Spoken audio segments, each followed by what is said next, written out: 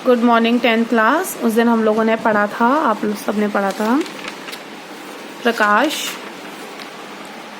प्रकाश के गुण, परावर्तन के गुण, प्रतिबिंब, वास्तविक और आभासी प्रतिबिंब, समतल दर्पण द्वारा प्राप्त प्रतिबिंब, गोलीय दर्पण और अवतल दर्पण, उत्तल दर्पण। गोलीय दर्पण की शब्दावली फिर हमने पढ़ा है। इसमें गोलीय दर्पण में क्या होता है? ध्रुव, मुख्य अक्ष, वक्ता केंद्र, द्वारक, मुख्य फोकस, फोकस दूरी, वक्ता त्रिज्या और अवतल दर्पण के किरण आरेख द्वारा कुछ नियम, जो कि मैंने आपको सबको बताए थे वीडियो बना के। इसके बाद हमने पढ़ा था इनकी शॉर्ट वाली सारणी। इसमें फिर हमने इनके चित्रों के बारे में भी डिस्कस किया था। अब हमने अवतल दर्पण के उपयोग भी पढ़े थे। अब हम बात करते हैं अपने उत्तल दर्पण के किरण आरेख बनाने के नियम, जो कि अवतल दर्पण से अलग होते हैं।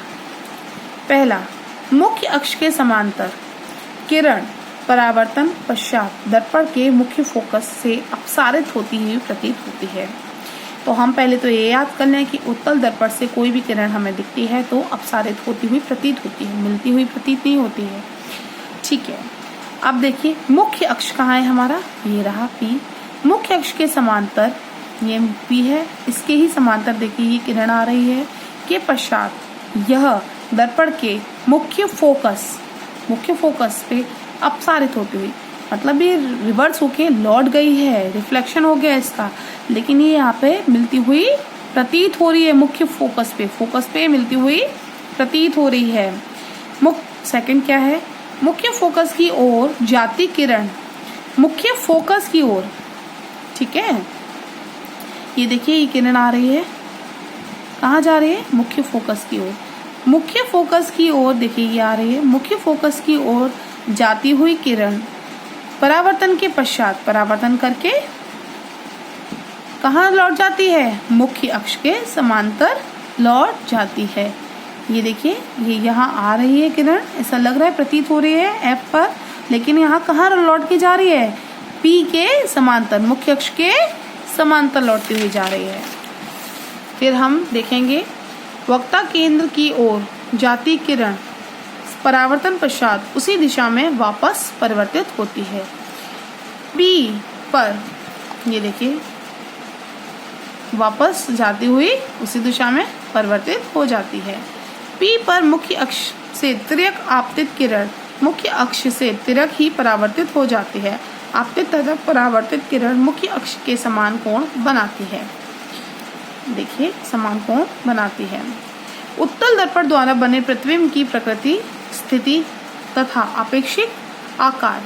बिंब की स्थिति सबसे पहले हम ये देखते हैं, ये दो है। बिंब की स्थिति पहला तो ये होता है कि मुख्य अक्ष के समांतर आइए, ये देखिए मुख्य अक्ष के समांतर आएगी तो हमने नियम में क्या पढ़ा था? वो फोकस पे अपसारित होती हुई प्रतीत होती है। ये लौट गई, ये अपसारित होती हुई प्रतीत हो रही है। दो किरणें आई हैं, समांतर आई हैं, देखिए ये यहाँ पे लौट गई, यहाँ पे लौट गई, दोनों ही फोकस पे अपसारित होती हुई मिल रही है। तो हमें बिंब हमारा प्रतिबिंब क्या है? हमारा ये है प्रतिबिंब, ये है। तो ये कितना है? छोटा है। कितना है? छोटा है, अत्यधिक छोटा।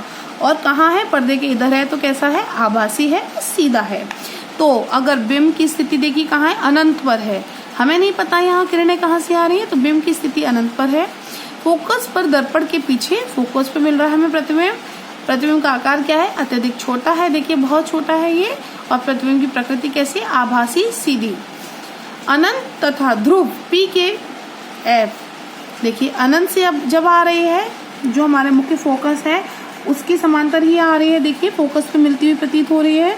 तो ये देखिए ये किरणें यहाँ आई, यहाँ से ही ये यहाँ जाके फोकस पे आती हुई प्रतीत हुई, ये लौट गई। एक किरण ये आई, यहाँ जाके C पे मिल रही है। तो ये हमारा प्रतिबिंब बना है। तो प्रतिबिंब कैसा है? सीधा है, क्योंकि ये भी सीधा है इमेज और ये भी सीधी है। इमेज हमारी सीधी आ रही है, छोटा है और आभासी है। उत्तल दर्पण के उपयोग कहाँ किए जाते हैं? वाहनों में ड्राइवरों के लिए, ताकि अपने पीछे का बहुत बड़ा क्षेत्र देख सकें। दुकानों में सुरक्षा दर्पण। गोलीय दर्पण द्वारा परिवर्तन के लिए चिन्ह लगाने के नियम क्या होते हैं? देखिए बिंब हमेशा दर्पण के बाईं ओर रखा जाता है, पहली बात। दूसरी बात, मुख्य अक्ष के समांतर सभी दूरियां ध्रुव से नापी जाती हैं। कहाँ से नापी जाती है? ध्रुव से। ध्रुव की दाईं ओर एक्स अक्ष के अनुदेशित धनात्मक तथा अगर हम दूसरी तरफ जाएंगे तो वो ऋणात्मक होती है। अगर हम इधर जाएंगे एक्स अक्ष पे तो धनात्मक, इधर जाएंगे तो ऋणात्मक होती है।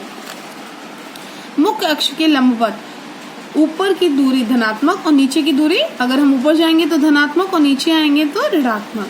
बिंब की दूरी हमेशा ऋणात्मक होती है वस्तु से, है ना।